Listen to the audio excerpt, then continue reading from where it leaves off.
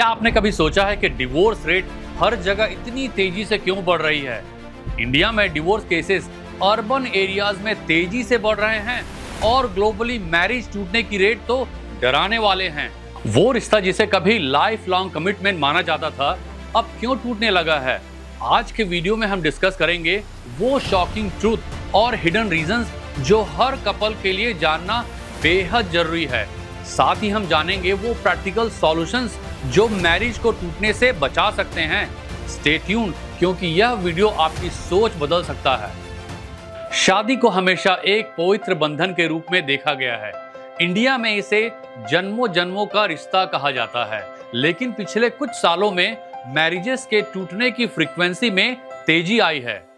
Urban India या cities में divorce filing में 20 to 30% की इंक्रीज हुई है और अमेरिका में 50% मैरिजेस डिवोर्स में खत्म होती है। क्या आपको पता है कि ये ट्रेंड क्यों बढ़ रहा है? आपको जानकर आश्चर्य होगा कि अमेरिका में करीब 70% डिवोर्सेस वुमेन की तरफ से फाइल किए जाते हैं। यूरोपियन कंट्री में भी यही ट्रेंड देखने को मिलता है।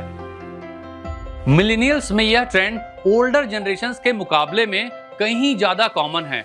आज की जनरेशंस अपने इंडिपेंडेंस, पर्सनल ग्रोथ और अपनी खुशी को ही ज्यादा महत्व देती है, जिससे रिलेशनशिप में कॉम्प्रोमाइजेस की जगह कम होती जा रही है। स्टडीज के अनुसार शादियों की लॉन्जेविटी पहले के मुकाबले घट गई है और यंगर कपल्स जल्दी अलग होने का फैसला लेते हैं। सोशल मीडिया और फास्ट पेस्ड लाइफस्टाइल भी इस बदलाव में बड़ा रोल निभा रहे हैं। सिटीज में इंडिया की ट्रेडिशनल वैल्यू का असर धीरे धीरे कम हो रहा है।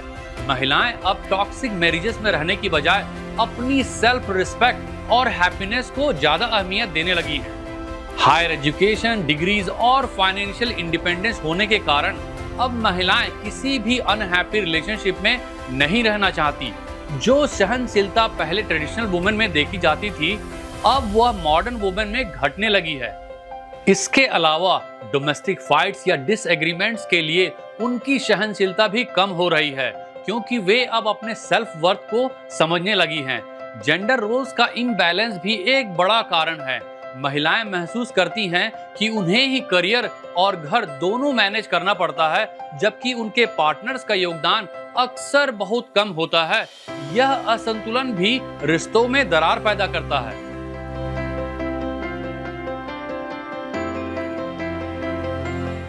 मूवीज और सोशल मीडिया ने रिलेशनशिप को ओवर ग्लैमराइज कर दिया है।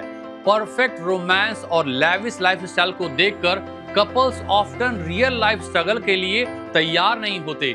इन्हीं अनरियलिस्टिक स्टैंडर्ड्स की वजह से डिसअपॉइंटमेंट और फ्रस्ट्रेशन बढ़ जाती है। Next, communication gap. क्या आपको पता है कि सबसे बड़ी वजह कपल्स के बीच लैक ऑफ कम्युनिकेशन है? बिना एक दूसरे को समझे इश्यूज को अवॉइड करना इमोशनल और फिजिकल डिस्कनेक्ट पैदा करता है। यह गैप समय के साथ इतना बढ़ जाता है कि रिलेशनशिप टूटने की कगार पर आ जाती है।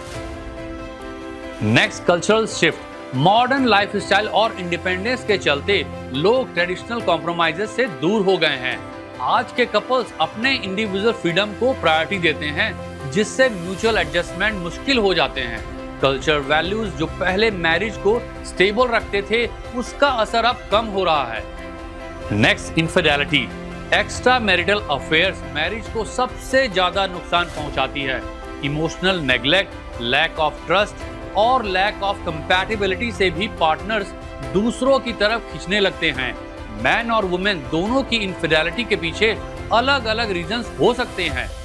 आमतौर पर मैन की एक्स्ट्रा मैरिटल अफेयर्स उनकी फिजिकल डिजायर से जुड़ी होती है, जबकि वुमेन की एक्स्ट्रा मैरिटल अफेयर उनके पार्टनर से इमोशनली डिस्कनेक्ट होने के कारण और उनकी इमोशनल नीड्स पूरी नहीं होने के कारण हो सकती है।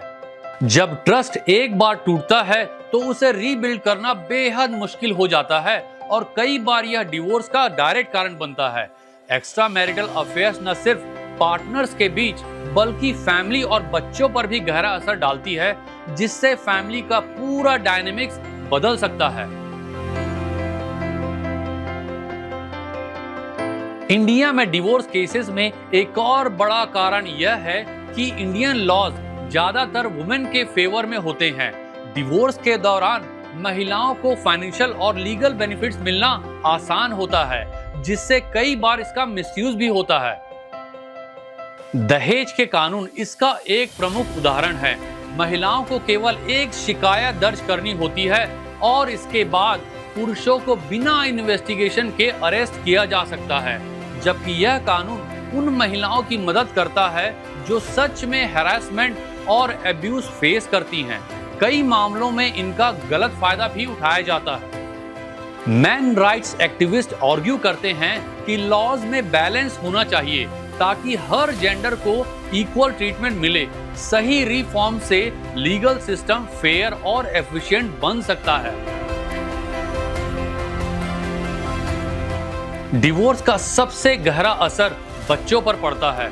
बच्चों की इनोसेंट उम्र में पेरेंटल सेपरेशन उनके इमोशनल और मेंटल हेल्थ पर लॉन्ग लास्टिंग इम्पैक्ट डाल सकती है। सिंगल पेरेंटिंग और अनस्टेबल फैमिली एनवायरनमेंट की वजह से बच्चे इनसिक्योरिटी, लोनलीनेस और एंजाइटी जैसी समस्याओं से जूझ सकते हैं। यह इनके एकेडमिक परफॉर्मेंस, सोशल स्किल्स और फ्यूचर रिलेशनशिप्स पर भी नेगेटिव असर डाल सकता है। एक्सपर्ट्स का मानना है कि स्टेबल और हेल्दी पेरेंटिंग बच्चों के लिए सबसे जरूरी है।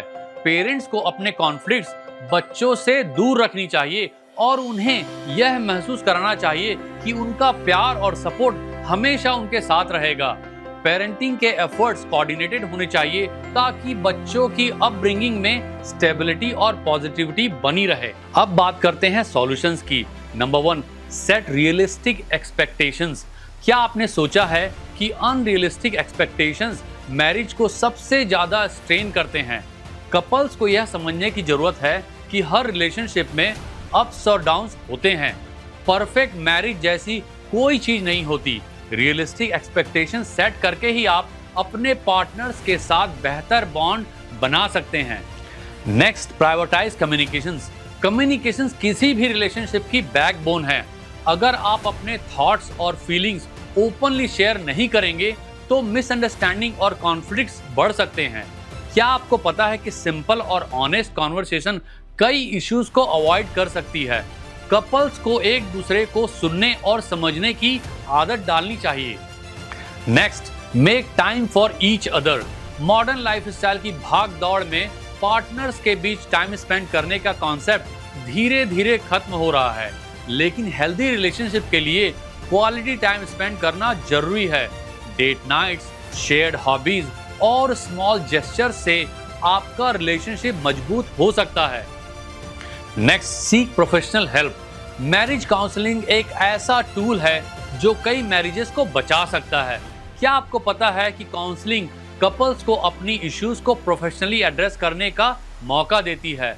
ये सिर्फ एक लास्ट रिजॉर्ट नहीं है, इसे अर्ली स्टेजेस में भी कंसिडर करना चाहिए। काउंसलिंग से कपल्स को एक दूसरे को बेहतर समझने में मदद मिलती है। Next, build emotional intimacy. Physical intimacy के साथ साथ इमोशनल इंटीमेसी भी जरूरी है। कपल्स को एक दूसरे के इमोशनल नीड्स को समझना और फुलफिल करना चाहिए। एम्पैथी और सपोर्ट आपके रिश्ते को गहराई देते हैं। Next, respect and compromise. Mutual respect और कॉम्प्रोमाइज किसी भी मैरिज की फाउंडेशन होती है। ईगो को साइड में रखकर अगर कपल्स एक दूसरे की फीलिंग्स और नीड्स को प्रायोरिटाइज करें तो कॉन्फ्लिक्ट्स को सॉल्व करना आसान हो जाता है। क्या आपको पता है कि पर्सनल हैप्पीनेस को मैरिज में हमेशा प्रायोरिटी नहीं दी जा सकती? कई बार फैमिली और बच्चों की खुशी को अपने हैप्पीनेस से ऊपर रखना ही मैरिज को बचाने का सबसे इफेक्टिव तरीका होता है। रिलेशनशिप कंप्रोमाइजेस और सैक्रिफाइसेस पर टिके होते हैं। जब आप अपने फैमिली मेंबर्स को खुश रखते हैं तो लॉन्ग टर्म में रिलेशनशिप का बॉन्ड मजबूत होता है। शादी एक टीम एफर्ट है जहां दोनों पार्टनर्स को इक्वल रिस्पॉन्सिबिलिटी लेनी होती है। म्यूचुअल रिस्पेक्ट और ट्रस्ट हर सक्सेसफुल रिलेशनशिप की नींव है। क्या आपको पता है कि छोटी छोटी एफर्ट्स जैसे अप्रिसिएशन दिखाना, ऑनेस्टी रखना और एक दूसरे की फीलिंग्स को समझना मैरिजेस को मजबूत बना सकता है। मॉडर्न चैलेंजेस जैसे करियर स्ट्रेस, सोशल प्रेशर्स और इंडिपेंडेंस के बावजूद अगर कपल्स पेशेंस और एम्पैथी के साथ एक दूसरे को समझने की कोशिश करें तो रिश्ते में पॉजिटिविटी आ सकती है। याद रखें, कोई भी रिलेशनशिप परफेक्ट नहीं होता, लेकिन सही माइंडसेट और कमिटमेंट से आप अपने मैरिज को सक्सेसफुल बना सकते हैं। Thank you for watching this video. Take care.